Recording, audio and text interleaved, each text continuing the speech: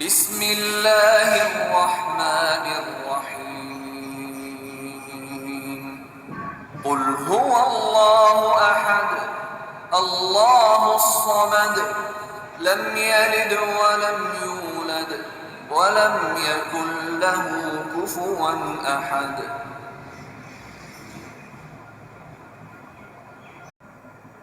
بسم اللہ الرحمن الرحیم۔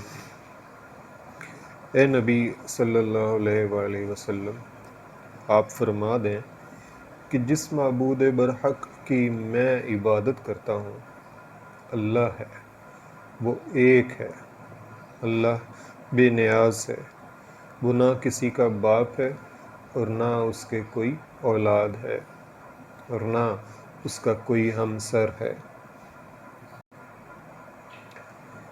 اس سورہ کے اندر ایمان کے خالص ترین ہونے کی حکمت بیان کی گئی ہے۔ امام ابن کثیر اپنی تفسیر میں بیان کرتے ہیں کہ یہ اس رب کائنات کے متعلق سورہ ہے کہ جس میں اللہ کریم کی حکمت اور تدبر میں وحدہ لا شریک ہونے کا بیان ہے۔ حضرت اکرمہ رحمۃ اللہ علیہ فرماتے ہیں کہ یہود کہتے تھے ہم حضرت عزیر کو پوجتے ہیں جو خدا کے بیٹے ہیں، اور نصرانی کہتے تھے ہم حضرت مسیح کو پوجتے ہیں جو خدا کے بیٹے ہیں، اور مجوسی کہتے تھے ہم سورج چاند کی پرستش کرتے ہیں، اور مشرک کہتے تھے ہم بت پرست ہیں۔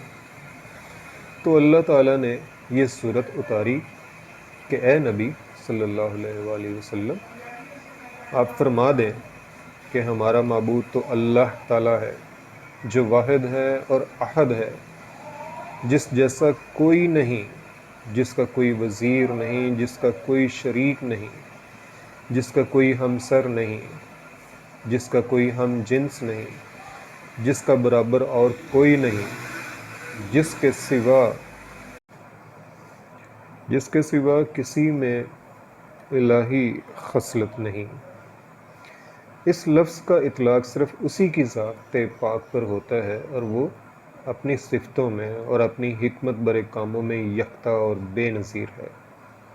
وہ صمد ہے، یعنی ساری مخلوق اس کی محتاج ہے اور وہ سب سے بے نیاز ہے۔ حضرت ابن عباس رضی اللہ تعالی عنہ سے مروی ہے کہ صمد وہ ہے جو اپنی سرداری میں، اپنی شرافت میں، اپنی بندگی اور عظمت میں، اپنے علم و عمل میں، اپنی حکمت و تدبیر میں سب سے بڑا ہوا ہے۔ یہ صفتیں صرف اللہ تعالی جل شانہ میں پائی جاتی ہیں۔ اس کا ہمسر اور اس جیسا کوئی اور نہیں۔ وہ اللہ سبحانہ و تعالی سب پر غالب ہے اور اپنی ذات و صفات میں یکتا اور بے نظیر ہے۔ صمد کے معنی یہ بھی کیے گئے ہیں کہ جو تمام مخلوق کے فنا ہو جانے کے بعد بھی باقی رہے، جو ہمیشہ کی بقا والا ہو، سب کی حفاظت کرنے والا ہو، جس کی ذات لا زوال اور غیر فانی ہو۔ حضرت اکرمہ فرماتے ہیں صمد وہ ہے جو نہ کچھ کھائے نہ اس میں سے کچھ نکلے۔ اس کے علاوہ یہ معنی بھی بیان کیے گئے ہیں کہ صمد کی تفسیر اس کے بعد ہے، یعنی نہ اس میں سے کچھ نکلے نہ وہ کسی میں سے نکلے، مطلب نہ اس کی کوئی اولاد ہو نہ ماں باپ۔ یہ تفسیر زیادہ اچھی اور عمدہ ہے۔ اور ابن جریر کی روایت سے حضرت ابی بن قاب سے صراحتاً یہ مروی ہے، جیسا کہ پہلے گزرا اور بہت سے صحابہ اور تابعین سے مروی ہے کہ صمد کہتے ہیں ٹھوس چیز کو جو کھوکھلی نہ ہو، جس کا پیٹ نہ ہو۔ شعبی کہتے ہیں جو نہ کھاتا ہو نہ پیتا ہو۔ عبداللہ بن برائدہ رضی اللہ فرماتے ہیں صمد وہ نور ہے جو روشن ہو اور چمک دمک والا ہو۔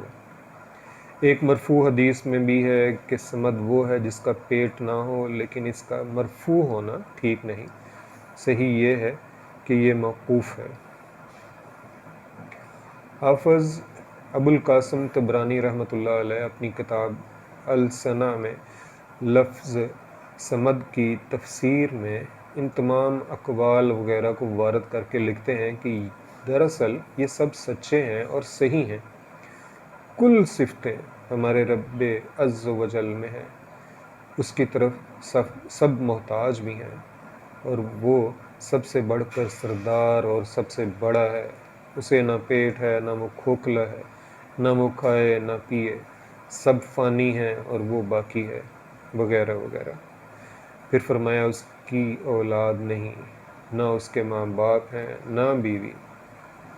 جیسے قرآن کریم میں ایک جگہ ارشاد ہے جس کا ترجمہ پیش خدمت ہے، وہ زمین و آسمان کا پیدا کرنے والا ہے، اسے اولاد کیسے ہوگی؟ اس کی بیوی نہیں، ہر چیز کو اسی نے پیدا کیا ہے، یعنی وہ ہر چیز کا خالق مالک ہے۔ پھر اس کی مخلوق اور ملکیت میں سے اس کی برابری اور ہمسری کرنے والا کون ہوگا؟ وہ ان تمام عیوب اور نقصان سے پاک ہے۔ اسی طرح ایک اور جگہ فرمایا وَقَالُوا اتَّخَذَ الرَّحْمَنُ وَلَدًا، یعنی یہ کفار کہتے ہیں کہ خدا کی اولاد ہے۔ تم تو ایک بڑی بری چیز لائے، قریب ہے کہ آسمان پھٹ جائیں اور زمین شق ہو جائے اور پہاڑ پارا پارا ہو کر گر پڑے، اس بنا پر کہ انہوں نے کہا کہ خدا کی اولاد ہے، حالانکہ خدا کو یہ لائق ہی نہیں کہ اس کی اولاد ہو۔ تمام زمین و آسمان میں کل خدا کے غلام ہی بن کر آنے والے ہیں، خدا کے پاس تمام کا شمار ہے اور انہیں ایک ایک کر کے گن رکھا ہے۔ یہ سب کے سب تنہا تنہا اس کے پاس قیامت کے دن حاضر ہونے والے ہیں۔ اور جگہ ہے وَقَالُوا اتَّخَذَ الرَّحْمَنُ وَلَدًا سُبْحَانَهُ، بل یعنی ان کافروں نے کہا کہ رحمان کی اولاد ہے، خدا اس سے پاک ہے، بلکہ وہ تو خدا کے باعزت بندے ہیں، بات میں بھی اس سے سبقت نہیں کرتے، اسی کے فرمان پر عامل ہیں۔ اور جگہ ہے وَجَعَلُوا بَيْنَهُ وَبَيْنَ الْجِنَّةِ نَسَبًا، آخر تک اس آیت کو پڑھے تو اس میں بیان ہے، یعنی انہوں نے اللہ تعالیٰ کے اور جنات کے درمیان نسب قائم کر رکھا ہے، حالانکہ جنات تو خود اللہ کی فرما برداری میں حاضر ہیں۔ اللہ تعالیٰ ان کے بیان کردہ عیوب سے پاک و برتر ہے۔ صحیح بخاری شریف میں ہے کہ ایذا دینے والی باتوں کو سنتے ہوئے صبر کرنے میں خدا سے زیادہ صابر کوئی نہیں۔ لوگ اس کی اولاد بتاتے ہیں اور پھر بھی وہ انہیں روزیاں دیتا ہے اور عافیت و تندرستی عطا فرماتا ہے۔ بخاری شریف کی اور روایت میں ہے کہ اللہ تعالیٰ فرماتا ہے ابن آدم مجھے جھٹلاتا ہے، حالانکہ اسے ایسا نہیں کرنا چاہیے، مجھے گالیاں دیتا ہے اور اسے یہ بھی لائق نہ تھا۔ اس کا یعنی ابن آدم کا اللہ کو جھٹلانا تو یہ ہے کہ وہ کہتا ہے جس طرح اول خدا نے مجھے پیدا کیا ایسے ہی پھر نہیں لوٹائے گا، یعنی قیامت کے روز پھر انسان کی دوبارہ پیدائش نہیں ہوگی، حالانکہ پہلی مرتبہ کی پیدائش دوسری مرتبہ کی پیدائش سے کچھ آسان تو نہ تھی۔ جب میں یعنی اللہ کریم فرماتا ہے کہ جب میں اس پر قادر ہوں تو دوسری بار پیدائش پر کیوں نہیں قادر؟ اور اس کا یعنی انسان کا ابن آدم کا مجھے گالیاں دینا یہ ہے کہ وہ کہتا ہے کہ اللہ کی اولاد ہے، حالانکہ میں تنہا ہوں، میں ایک ہی ہوں، میں صمد ہوں، نہ میری اولاد، نہ میرے ماں باپ، نہ مجھ جیسا کوئی اور۔ اللہ کریم ہمیں اس سورہ کو سمجھنے کی توفیق عطا فرمائے اور کفار کو ہدایت دے، آمین۔